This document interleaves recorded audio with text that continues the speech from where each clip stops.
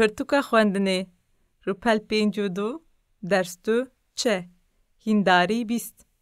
peyvan li gorî rêzimanî ji hev veqetînin. Mayin, bazırgan, pêçîn, xeyal,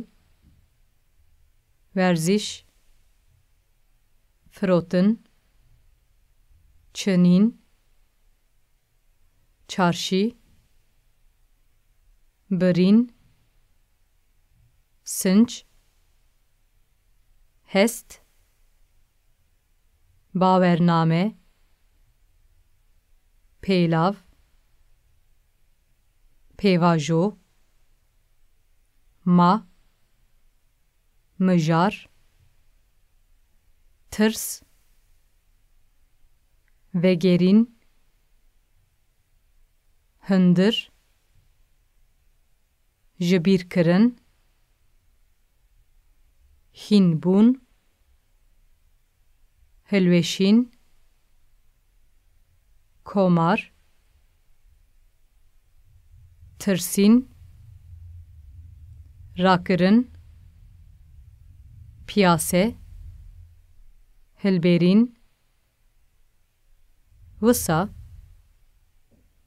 lîstin,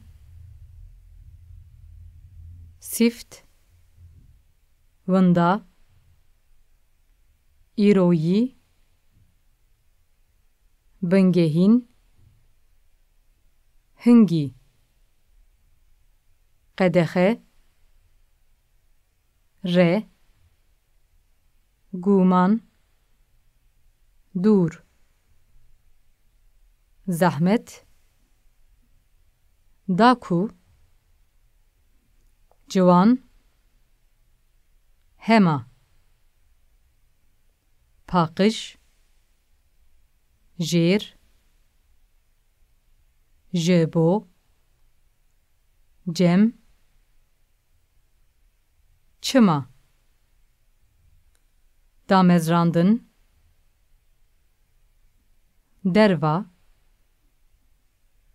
li gorî, heta, ji, çiqas, cara yekem, gelo, kîjan, ma,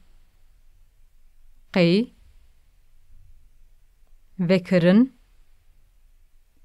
pir, stran.